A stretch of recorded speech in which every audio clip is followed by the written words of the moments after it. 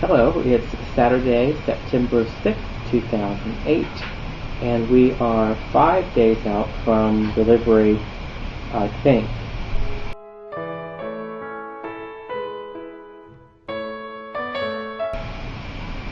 Okay, I'm in California now. I flew out from South Carolina yesterday. Got up at crack of dawn. The flight went well, was a little delayed getting into San Francisco. My father picked me up at the airport, and we went to lunch, had a nice lunch, and now took care of stuff yesterday, like running the car and whatnot, and now I'm at his place, and in a few minutes I'm going to go get in my lovely Chevy Cobalt rental car and drive up to the town where the birth mother lives to get ready for delivery on Thursday. The birth mother and her family moved apartments yesterday, if you can imagine that, and so I'm going to go up there and see them today, maybe help them pack some boxes and things like that. The news for today is unfortunately more doctor drama, and so she had her ultrasound on Thursday, and I think everybody's expectation was that she was going to go in for the ultrasound and they were going to estimate the weight of the babies, estimate their size, check their heartbeat, check for any cord entanglement, those kinds of things. But apparently the doctor du jour had different plan. Did the ultrasound. Now this was a different doctor doing the ultrasound. It's like some ultrasound doctor, specialist or something. Different doctor that did the one previously. And the guy previously, doctor number one, is the one that decided the twins were monoamniotic, which moves the delivery date up from the 23rd or 25th of October to where we are in September 11th, 13th, that range. And so this new guy, Dr. du jour, I'm making that up, it's not his real name, Dr. du jour comes in to do the ultrasound and put the jelly on and start doing the little probes, ultrasound probes.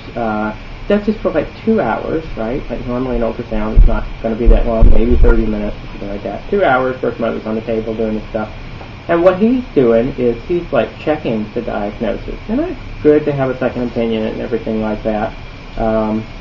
But he's, after 2 hours of doing this, is not so sure that they are sharing the same amniotic sac.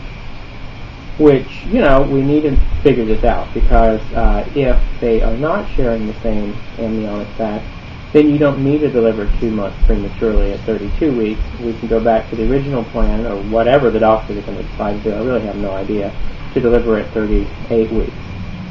So I really have no idea right now if my whole trip out to California is a fool's errand, or if we're actually on for delivery this Thursday. Apparently, I guess the doctors need to talk to each other. Dr. du jour was thinking about doing this ink test, where they take this lovely needle and stick it in one side of the womb and inject the dye, and then it kind of diffuses. Now, if there's 2 sacs, the dye will stay on one side and not the other, and then they'll say, oh, there's 2 sacs. But if it diffuses across the whole womb, then they'll say, well, it's probably 1 sac. The problem with this is that all of these diagnoses and decisions and second opinions and everything like that should have really been done months ago, like at 21 weeks. And I'm basing this opinion on having read about 4 or 5 medical journal articles from journals like the New England Journal of Medicine and things like that. So reputable journals about monoamniotic twins and when things are diagnosed and what the tests are that they can do. The problem with doing it so late now is it's really apparently difficult to see the amniotic sac walls at this point, and what happens during twin pregnancies is that they'll move around, and sometimes they'll punch little holes in the amniotic sac so that liquid can flow from one sac to the other. And so sometimes when they're born, the amniotic sac kind of looks like Swiss cheese.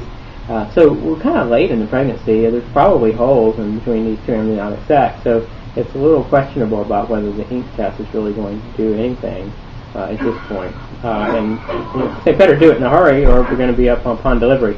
So I don't know. Maybe the doctors just need to get together and talk.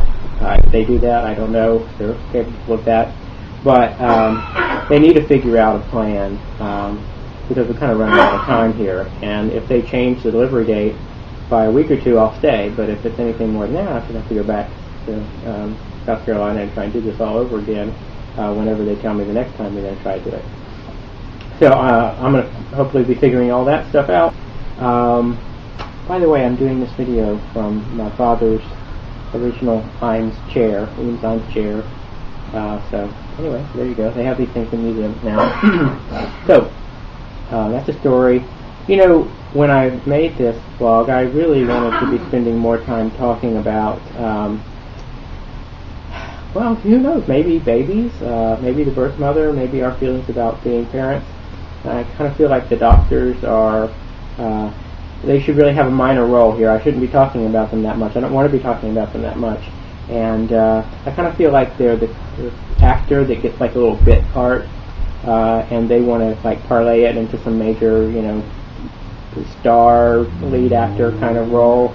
And so I've taken to, sort of like prima donna, so I've taken to calling these doctors Primadoctors. So they're my prima doctors, and they're trying to really make some stories and things like that for this blog. But anyway, so it's given me an idea about a little video, a fun video I'm thinking about making about the Primadoctors. So if I have time, who knows when I'll have time, I will make that video. But so that's the update.